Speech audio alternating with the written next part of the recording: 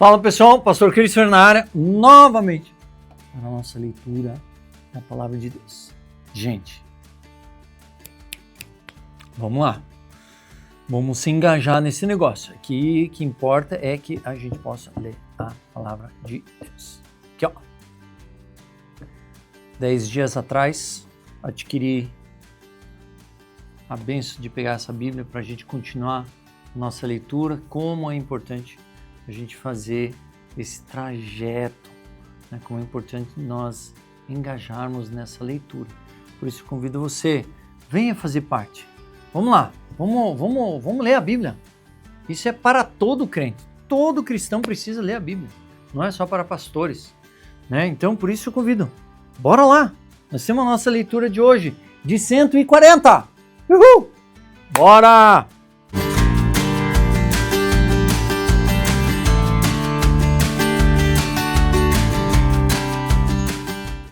É isso aí. 140. Hoje é mais extenso, ó. Tuc e tuc. Nós temos aqui, ó, 1, 2, 3, 4 páginas e pouquinho. Aí depois acaba sendo mais tranquilo. Mas aí, ó, 140. Aí, ó. Davi teve misericórdia de Saul. Agora vamos ver o que vai acontecer daqui em diante. Beleza? Vamos lá. Pega a sua Bíblia. 1 Samuel 26, 1. Bora lá. Os zifeus foram falar com Saul em Gibeá e disseram: não é verdade que Davi está escondido no monte Aquilá, em frente a Gesimom? Então Saul se levantou e foi ao deserto de Zif em busca de Davi, levando consigo 3.000 homens escolhidos de Israel. Saul acampou no monte Aquilá, em frente a Gesimom, junto ao caminho, porém Davi ficou no deserto. Quando ouviu dizer que Saul vinha à sua procura no deserto, enviou espias e soube que Saul de fato tinha chegado. Davi se levantou e foi ao lugar onde Saul estava acampado. Viu o lugar onde dormiam Saul e Abner, filho de Ner, comandante do seu exército. Saul dormia dentro do acampamento e o povo estava acampado ao redor dele. Davi perguntou a Aimeleque, o Eteu, e a Abisai, filho de Zeruia, irmão de Joabe: quem irá comigo ao arraial de Saul? Abisai respondeu: eu irei com você. Assim Davi e Abisai foram de noite ao acampamento, e eis que Saul estava deitado dormindo. A lança dele estava fincada na terra perto de sua cabeça. Abner e o povo estavam deitados ao redor dele. Então Abisai disse a Davi: hoje Deus entregou o seu inimigo nas suas mãos. Deixe que eu vá agora encravá-lo com a lança ao chão com um só golpe. Não será preciso de um segundo golpe. Davi, porém, respondeu a Abisai: não o mate, pois quem pode estender a mão contra o ungido do Senhor e ficar inocente? Davi continuou: tão certo como vive o Senhor Deus, ele mesmo o matará. Ou chegará o dia da sua morte, ou indo para a guerra, será morto em combate. O Senhor me livre de estender a mão contra o seu ungido. Agora, porém, pegue a lança que está perto da cabeça, dê-lhe o jarro de água e vamos embora. Então Davi pegou a lança e o jarro de água que estava perto da cabeça de Saul, e eles foram embora. Ninguém viu, nem ficou sabendo, nem acordou. Todos dormiam porque haviam caído sobre ele um profundo sono vindo da parte do Senhor. Quando Davi tinha passado para o outro lado, pôs-se no alto do monte, ao longe, de maneira que havia uma grande distância entre eles. Então gritou para o povo e para Abner, filho de Ner, dizendo: você não vai responder, Abner? Então Abner respondeu: quem é você? Que está aí gritando para o rei? Davi respondeu: você não é homem? E quem é igual a você em Israel? Então por que não protegeu o seu senhor, o rei? Por que alguém do povo foi até aí para matar o rei, seu senhor? Não é bom isso que você fez. Tão certo como vive o Senhor Deus, vocês merecem morrer, vocês que não protegeram seu senhor, o ungido do Senhor Deus. Agora vejam onde está a lança do rei e o jarro de água que estava perto da cabeça dele. Então Saul reconheceu a voz de Davi e disse: é essa a sua voz, filho, meu filho Davi? E Davi respondeu: sim, é a minha voz, ó rei, meu senhor. Disse mais: por que o meu senhor está perseguindo o seu servo? O que foi que eu fiz? E que maldade se acha nas minhas mãos? E agora, ó rei, meu senhor, por favor, escute as palavras desse seu servo. Se é o Senhor Deus que está incitando contra mim, que ele aceite uma oferta. Mas se são os filhos dos homens, que sejam malditos diante do Senhor. Porque eles me expulsaram hoje, para que eu não tenha parte na herança do Senhor, como que dizendo: vai e sirva a outros deuses. Agora que o meu sangue não seja derramado longe dessa terra do Senhor. Porque o rei de Israel saiu em busca de uma pulga, com quem persegue uma perdiz nos montes. Então Saul disse: pequei, volte, meu filho Davi, pois não mais lhe farei mal, porque hoje a minha vida foi preciosa aos seus olhos, e eu tenho agido como um louco e cometi um erro muito grande.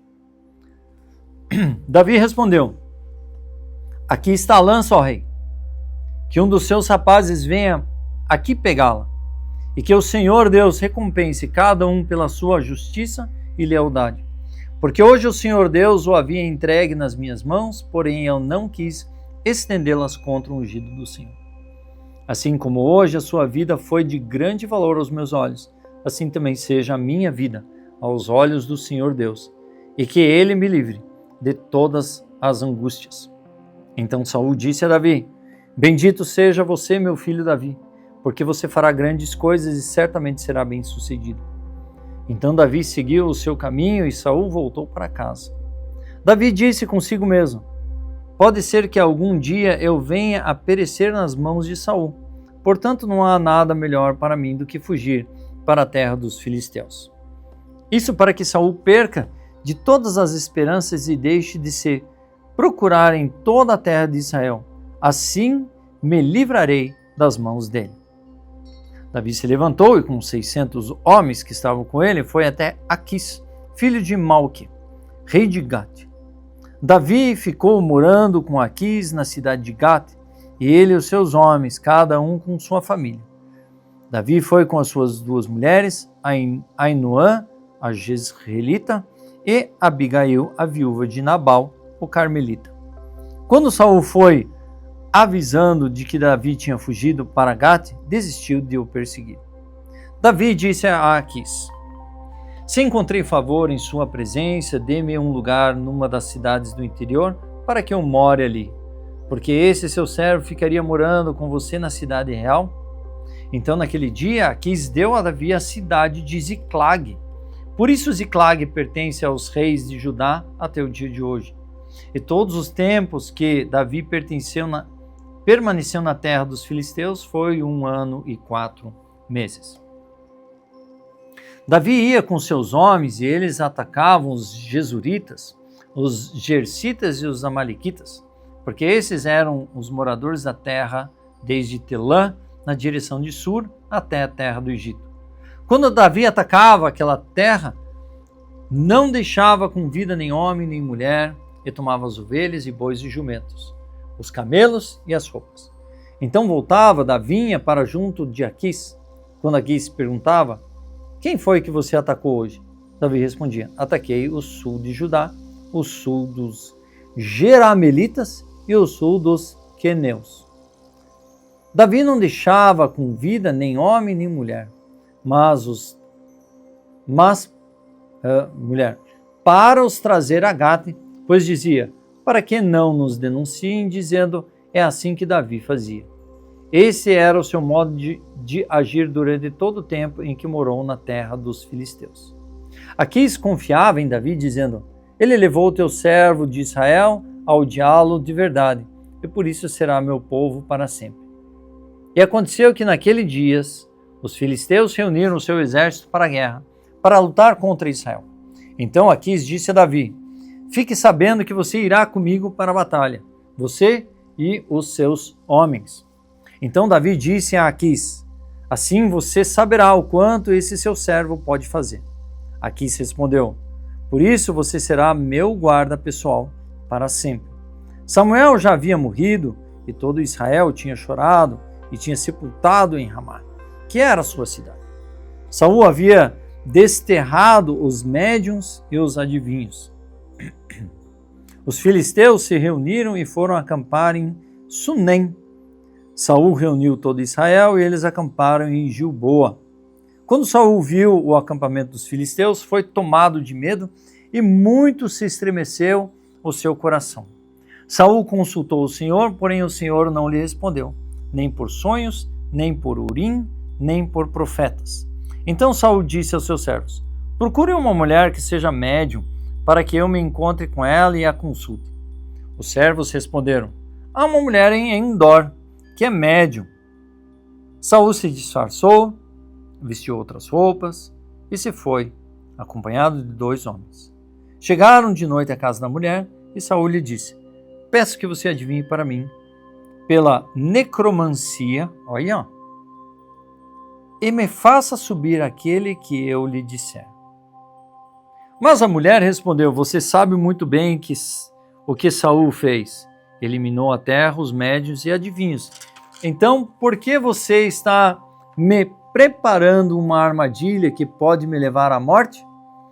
Então Saul lhe jurou pelo Senhor, dizendo: tão certo como vive o Senhor, nenhum castigo lhe sobrevirá por isso.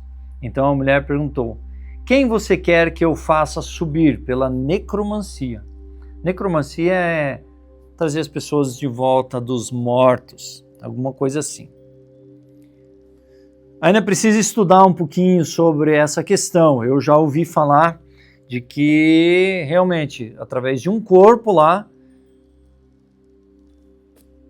Samuel acabou vindo por ali. E era Samuel. Não sei por que Deus permitiu isso, que era abominável, mas vamos lá, vamos ler aqui. Tão certo como vive o Senhor, nenhum castigo lhe sobrevirá por isso. Então a mulher perguntou: com quem você quer que eu faça subir? E ele respondeu: Samuel. Quando a mulher viu Samuel, gritou em alta voz e disse a Saul: por que você me enganou? Pois você mesmo é Saul. Mas o rei disse à mulher: não tenha medo. O que você está vendo? A mulher respondeu a Saul: vejo um Deus subindo da terra. Ele perguntou: como é a sua figura? Ela respondeu: vem subindo um ancião, está enrolado numa capa. Então Saul entendeu que se tratava de Samuel. Ele se inclinou com o rosto em terra e se prostrou. Samuel perguntou a Saul: por que você foi me perturbar fazendo-me subir? Então Saul disse: é que estou muito angustiado porque os filisteus guerreiam contra mim, e Deus se afastou de mim e já não me responde, nem pelos mistérios dos profetas, nem por sonhos. Por isso eu chamei para que você me revele o que devo fazer.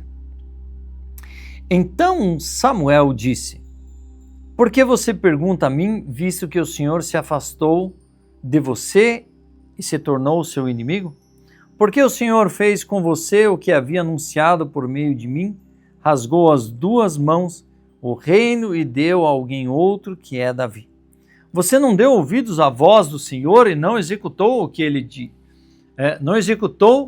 ele no furor de sua ira ordenou contra Amaleque. Por isso o Senhor fez isso com você hoje. O Senhor entregará também Israel com você, nas mãos dos filisteus, e amanhã você e seus filhos estarão comigo. O Senhor também entregará o acampamento de Israel nas mãos dos filisteus. De repente Saul caiu estendido no chão e ficou com muito medo por causa das palavras de Samuel. Faltavam-lhe as forças, porque não tinha comido nada todo aquele dia e toda aquela noite. A mulher se aproximou de Saul e, vendo que ele estava muito perturbado, disse a ele: veja, essa sua serva deu ouvidos à sua voz, Eu arrisquei a minha vida e fiz o que o Senhor me pediu. Então agora é a sua vez de ouvir as palavras dessa sua serva. Deixe que eu traga um pouco de comida, coma, para que o Senhor tenha forças e possa seguir o seu caminho. Porém ele se recusou, dizendo, não vou comer. Mas os seus servos e a mulher insistiam, então ele concordou. Levantou-se do chão, sentou-se na cama. A mulher tinha em casa um bezerro gordo, que ela se apressou em matar. Pegou também farinha, amassou-a e fez alguns pães sem fermento. E trouxe a comida a Saul e os seus servos. E eles comeram, depois se levantaram e foram embora naquele mesmo dia. Esse versículo é bem complicado, porque ele fala sobre necromancia. Necromancia é quando você fala com os mortos, e não só pelos mortos, mas existe que nem necrofilia. Necrofilia é ter relações íntimas com um cadáver. Entenderam? E quando Jesus subiu, é como se Samuel tivesse entrado no corpo de um morto. Alguns entendem assim. Ou simplesmente Saul apareceu vindo. Aí seria uma aparição. Então é desafiador. Tem que ir atrás um pouquinho mais para entender. Mas a palavra diz que ele pediu para fazer através da necromancia. Então tem invocação aqui. Mas Deus permitiu para que Samuel viesse e desse uma chamada. Mas tudo bem, vamos lá. Isso é um entendimento mais para frente. Então é algo de se estudar e ir atrás. João 11, 1 a 54. Um homem chamado Lázaro estava doente. Ele era de Betânia, da aldeia de Maria e de sua irmã Marta. Essa Maria, cujo irmão Lázaro estava doente, era a mesma quem ungiu o Senhor com perfume e lhe enxugou os pés com seus cabelos. Por isso, as irmãs de Lázaro mandaram dizer a Jesus: aquele que o Senhor ama está doente. Ao receber a notícia, Jesus disse: essa doença não é para a morte, mas para a glória de Deus, a fim de que o Filho de Deus seja glorificado por meio dela. Ora, Jesus amava Marta e a irmã dela, e também Lázaro. Quando soube que Lázaro estava doente, ainda se demorou 2 dias no lugar onde estava. Depois disse a seus discípulos: vamos outra vez para a Judéia. Os discípulos disseram: mestre, ainda há pouco os judeus queriam apedrejá-lo, e o Senhor quer voltar para lá? Jesus respondeu: não é verdade que o dia tem 12 horas? Se alguém andar de dia, não tropeça, porque vê a luz nesse mundo. Mas se andar de noite, tropeça, porque nele não há luz. Tendo dito isso, acrescentou: nosso amigo Lázaro adormeceu, mas vou para despertá-lo. Então os discípulos disseram: Senhor, se dorme, estará salvo. Jesus falava da morte de Lázaro, mas eles pensavam que estivesse falando do repouso do sono. Então Jesus lhes disse claramente: Lázaro morreu. Por causa de vocês, me alegro de que não estivesse lá, para que vocês possam crer, mas vamos até ele. Então Tomé, chamado Dídimo, disse aos outros discípulos: vamos também nós para morrer com o mestre? Quando Jesus chegou, encontrou Lázaro já sepultado havia 4 dias. Ora, Betânia ficava a mais ou menos 3 quilômetros de Jerusalém. Muitos dos judeus vieram visitar Marta e Maria a fim de consolá-la por causa do irmão. Marta, quando soube que Jesus estava chegando, foi encontrar-se com ele. Maria, porém, ficou sentada em casa. Então Marta disse a Jesus: se o Senhor estivesse aqui, o meu irmão não teria morrido. Mas também sei que, mesmo agora, tudo que o Senhor pedir a Deus, ele concederá. Jesus disse a ela: o seu irmão há de ressurgir. Aí Marta respondeu: eu sei que ele há de ressurgir na ressurreição no último dia. Então já sabiam que no fim dos tempos todos vão ressuscitar. Então era o ensinamento, era o que estava na cabeça deles. E aí Jesus declarou: eu sou a ressurreição e a vida. Quem crer em mim, ainda que morra, viverá. e todo que crê, vive e crê em mim, não morrerá eternamente. Você crê nisto? Marta respondeu, sim, Senhor. Eu creio que o Senhor é o Cristo, o Filho de Deus, que devia vir ao mundo. Depois de dizer isso, Marta foi chamar Maria, a sua irmã. Ele disse em particular, o Mestre chegou e está chamando você. Quando Maria ouviu isso, levantou-se depressa e foi até ele, pois Jesus ainda não tinha entrado na aldeia, mas permanecia onde Marta havia encontrado. Os judeus que estavam com Maria em casa a consolavam, vendo-a levantar-se depressa a sair, seguiram-na pensando que ela ia ao túmulo para chorar. Quando Maria chegou ao lugar onde Jesus estava, ao vê-lo, lançou-se aos pés, dizendo, se o Senhor estivesse aqui, o meu irmão não teria morrido.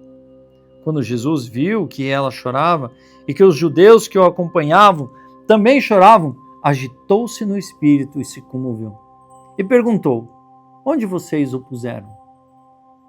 Eles responderam, Senhor, venha ver. Jesus chorou. Então os judeus disseram, veja o quanto ele o amava. Mas alguns disseram, será que ele, que abriu os olhos dos cegos, não podia fazer com que Lázaro não morresse? Jesus, agitando-se novamente em si mesmo, foi até o túmulo, que era uma gruta cuja entrada tinha colocado uma pedra. Então Jesus ordenou, tirem a pedra. Marta, a irmã do falecido, disse a Jesus, Senhor, já cheira mal, porque está morto há 4 dias. Jesus respondeu, eu não disse a você que se cresce veriam a glória de Deus? Então tiraram a pedra e Jesus, levantando os olhos aos céus, disse, Pai, graças te dou porque me ouvistes. Eu sei que sempre me ouves, mas falei isto por causa da multidão presente, para que creiam que tu me enviaste. E depois de dizer isso, clamou em alta voz, Lázaro, venha para fora. Aquele que tinha morrido saiu, tendo os pés e as mãos amarradas, com ataduras, e o rosto envolto num lenço. Então Jesus lhe ordenou, desamarrem-no e deixem que ele vá. Muitos dos judeus que tinham vindo visitar Maria, vendo o que Jesus havia feito, creram nele. Outros, porém, foram até os fariseus e lhes contaram o que Jesus havia feito. Então os principais sacerdotes e os fariseus convocaram o sinédrio e disseram, o que estamos fazendo?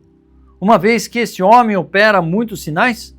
Se eu deixarmos assim, todos crerão nele. Depois virão os romanos e tomarão não só o nosso lugar, mas a própria nação. Mas um deles, Caifás, que era sumo sacerdote naquele ano, advertiu-os dizendo, vocês não sabem nada, nem entendem que é melhor para vocês que morram um só homem pelo povo e que não venha a perecer toda uma nação? Ora, Caifás não disse isso por conta própria, mas sendo sumo sacerdote naquele ano, profetizou que Jesus estava para morrer pela nação. E não somente pela nação, mas também para reunir em um só corpo os filhos de Deus, que andam dispersos. Desde aquele dia, resolveram matar Jesus. Assim sendo, Jesus já não andava publicamente entre os judeus, mas retirou-se para uma região vizinha ao deserto, para uma cidade chamada Efraim, onde permaneceu com os discípulos. Tá chegando a hora, segundo João, né? E aí nós temos aí um curto trecho, né, de Salmo 117, 1, 2.